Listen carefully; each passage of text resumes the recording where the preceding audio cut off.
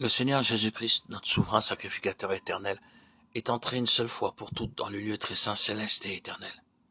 Et il est entré une fois pour toutes dans le lieu très saint, non avec le sang des boucs et des veaux, mais avec son propre sang, ayant obtenu une rédemption éternelle. Hébreux 9:12.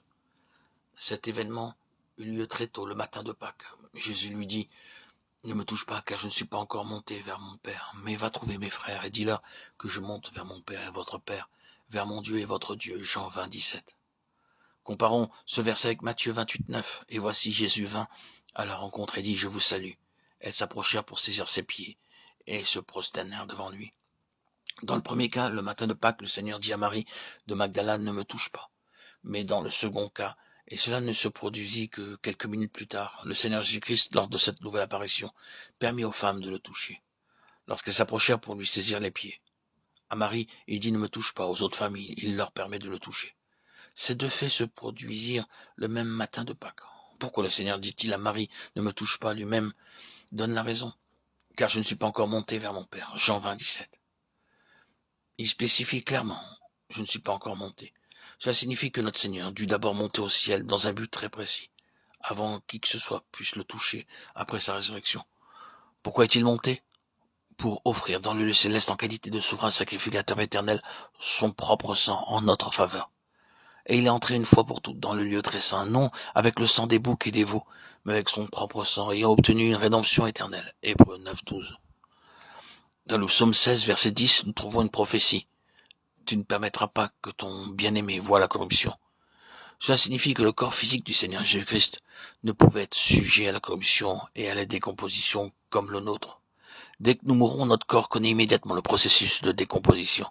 Quelle que soit notre force, peu importe notre santé, à la seconde même où notre cœur cesse de battre, notre corps subit aussitôt les effets de la décomposition. C'est quelque chose d'inéluctable. Mais selon cette prophétie, le corps du Seigneur Jésus-Christ n'a pas connu la corruption, car il avait un corps parfaitement saint. Il n'a jamais péché. Il n'a jamais connu le péché. Il est l'unique personne dans tout l'univers qui a été parfaitement sainte. Il est né par le Saint-Esprit, il est parfaitement saint. C'est pourquoi son corps n'a jamais connu la corruption. Dans le sépulcre du Seigneur, il n'y avait aucune odeur. De même, son sang, lui non plus, n'a jamais vu la corruption. Maintenant, dites-moi, qu'est-il advenu du sang du Seigneur Jésus ? Lorsqu'il priait dans le jardin de Gethsémane, son sang perlait sur son front comme de la transpiration. Lorsqu'ils enfoncèrent la couronne d'épines sur sa tête, des gouttes de sang se mirent à perler. De même, lorsqu'il fut battu avec des fouets en fer, le sang se mit à jaillir de ses plaies. Quand ses mains et ses pieds furent percés, le sang en jaillit. Qu'est-il advenu de ce sang ? Il ne peut pas rester en bas sur la terre et se dessécher comme notre sang.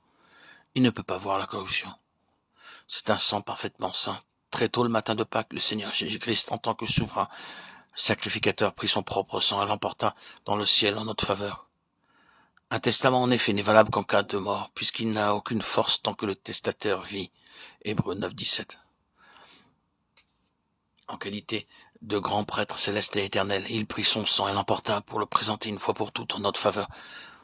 C'est un sacrifice d'une valeur éternelle, un sacrifice parfait. Par ce sang, nous sommes pardonnés, purifiés, lavés, sanctifiés et réconciliés. Ce sang a expié pour nous et jamais il ne pourra être épuisé en expérience. Combien plus le sang de Christ qui, par un esprit éternel, s'est offert lui-même sans tache à Dieu, purifiera-t-il votre conscience des œuvres mortes afin que vous serviez le Dieu vivant. Hébreux 9:14. C'est pour cette raison que nous avons une telle assurance dans le lieu très saint. Ainsi donc, frères, puisque nous avons, au moyen du sang de Jésus, une libre entrée dans le sanctuaire. Hébreux 10:19.